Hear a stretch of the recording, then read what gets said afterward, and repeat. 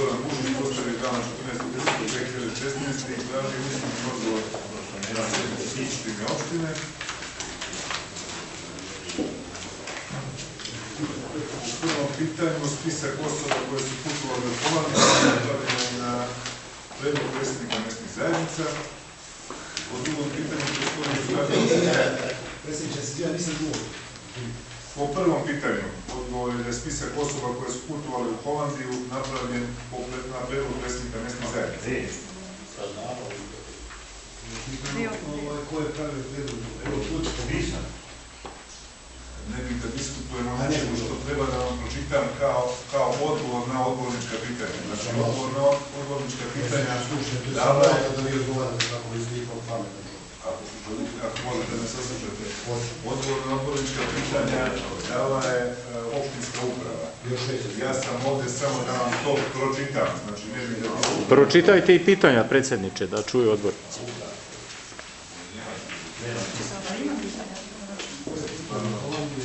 Ja sam ovdje da pročitam odgovore, vi ste dali pitanje. Ste bili slobodni, vi biste mogli da napravite ovim pitanjima posla, da sam imao 6 dana ovdje.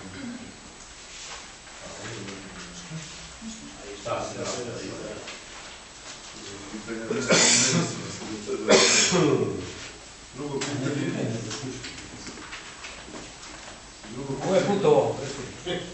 Evo, pročitat ću i prvo pitanje da smo već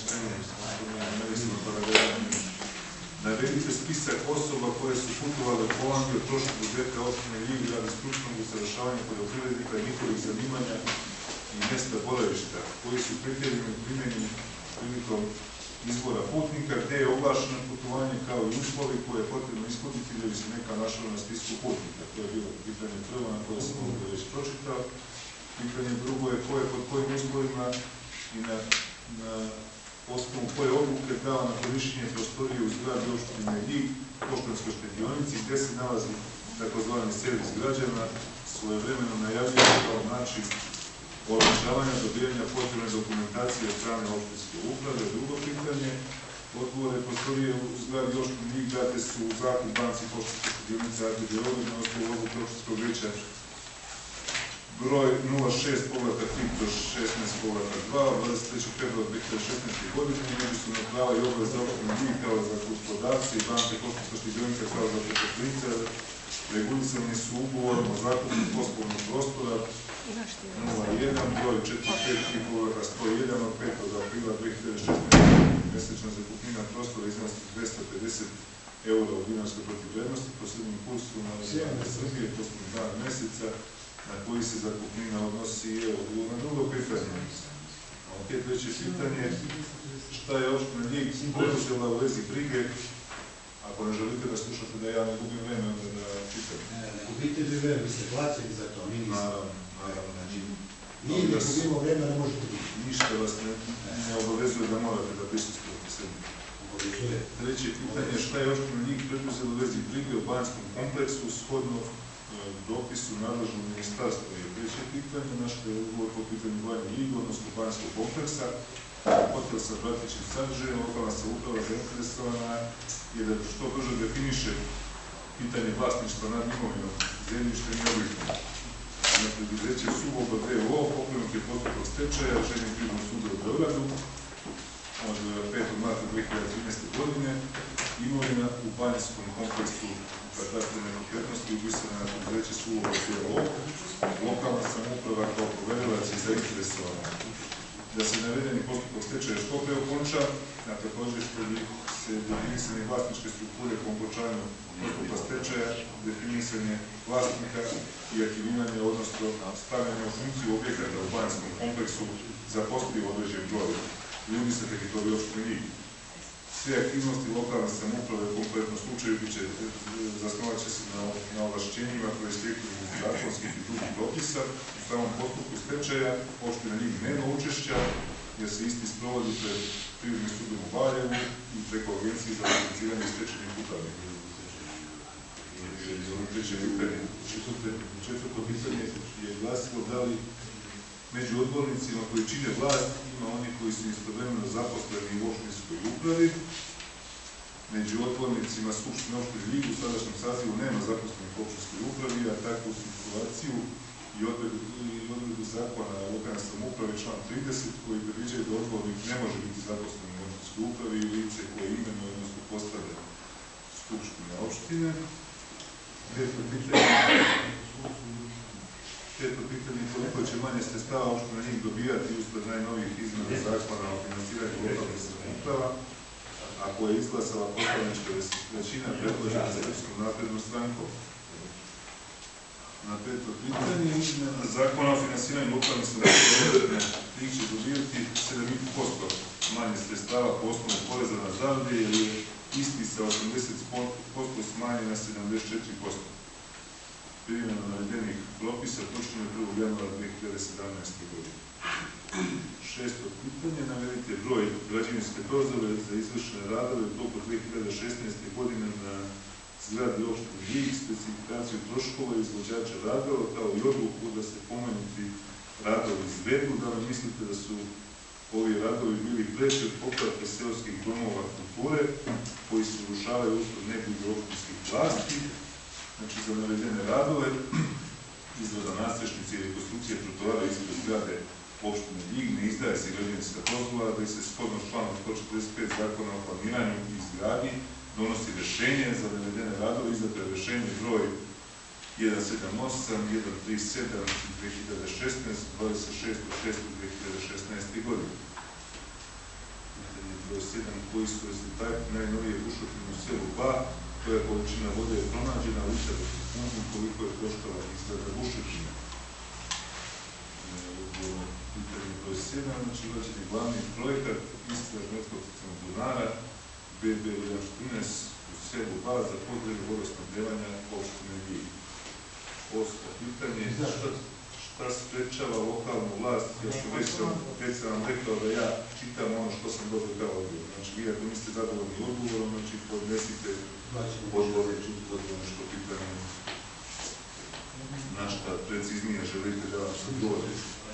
Mislim, i pitanja su takva da stvarno stavite se u poziciju onoga koji na to treba da odgovori. Šta sprečava lokalnu vlast u Ljigu da na dnevni red stavi predlog veri za rešavanje problema smeća u selima? Očekujemo odgovor predsjednika opštine Ljig. Za slučaj da predsjednik opštine ne bude na sednici ili je pred kraj napusti, neka ranije dostavi odgovor predsjedniku skupštine opštine Ljig. Znači, odgovor na to pitanje je da postoje nadležne službe i ustanove, to je preduzeća koje se bave rešavanjem ovih problema. Iz tog razloga smo smatrali da nema potrebe da se otvara tačka dnevnog reda na skupštini opštine Ljig. Deveto pitanje, šta je sa obećanih 20.000 dinara po hektaru poplavljenih poljoprivrednog zemljišta? Ako ima gramatičkih grešaka, to je upisak, nemojte zameriti meni.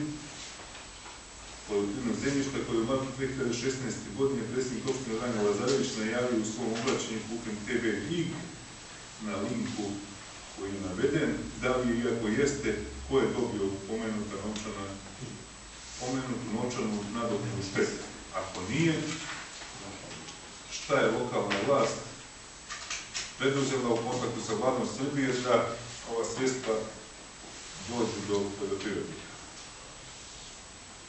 Bilo deveto pitanje, od strane resornog ministarstva bila je otvorena aplikacija za unos podataka o licima koja su imala štete, odnosno poplavljeno poljoprivredno zemljište. Na osnovu unetih podataka vršena je direktna isplata na tekuće račune oštećenih podnosioca zahtjeva.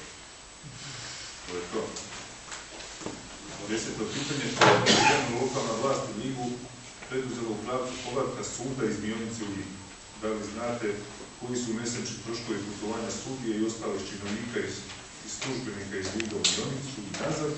Da li ste svesni da odlazak suda iz Ljiga u Mionicu povlači za sobom i mogući odlazak iz Ljiga i službe za katastar kao jednog dana gubitak statusa opštine Ljig? U okviru svojih nadležnosti opština Ljig preduzima odgovarajuće aktivnosti i argumentima i činjenicama da će i dalje pokušavati da se kroz izmene zakona o sedištima i područjima sudova i javnih tužilaštva sedište osnovnog suda vrati Ljig. Jedan od argumenta svakog su i troškovi putovanja sudije i ostalih zaposlenih na posao iz Ljiga u Mionicu koji na mjesečnom nivou iznose oko 170.000 dinara, preko 2 miliona dinara na godišnjem nivou. 11. pitanje je šta je lokalna vlast u Ljigu preduzela u smislu naplate naknade za korištenje mineralnih sirovina u 2016. godini.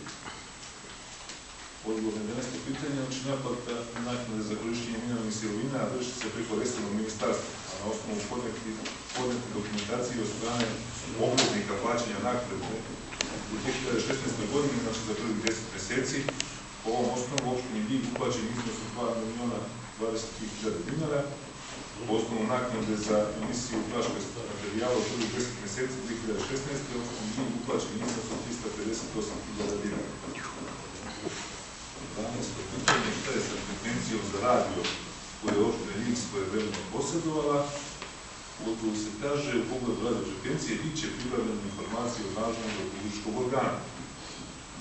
13. pitanje na koji način opština Ljig obezbeđuje informisanje građana, šta je u tom smislu preduzela nakon gašenja TV Ljig. Javno preduzeće TV Ljig je rješenjem Agencije za privredne registre brisane iz registra zaključno sa 30. septembra 2016. godine. Nakon sprovedenog postupka likvidacije, radi dodjele sredstava predviđenih budžetom opštine Ljig u 2016. godini za informisanje na teritoriju opštine Ljig sproveden je konkurs na koji je se prijavilo ukupno 10 zainteresovanih ponuđača iz ove oblasti. U toku je postupak utvrđivanja predloga za raspodelu navedenih sredstava, a potom i zaključivanje ugovora koji će biti definisano međusobna prava i obaveze lokalne samouprave i ponuđača sa kojim će biti zaključeni ugovor. 14. pitanje, šta je sa predizbornim obećanjem predsjednika opštine da će bivša voćara početi sa radom i zaposliti veliki broj nezaposlenih sa područja opštine Ljig, znači sklopu dođe preduzeće Mički Vižen, D.O.O. Beograd, objekti i zemljište su prodati gospodinu Zoranu Valkoviću, znači to je informacija koja je faktičko stanje, a to što je predsjednik izneo kao informaciju da ima zainteresovanih ljudi da to kupe i pokrenu, to je isto bila faktička situacija. Sad kada nam je jedna pitanja na odbornika na 4. sedmici što ostavljeno da ovo učinimo. Zahvaljujem.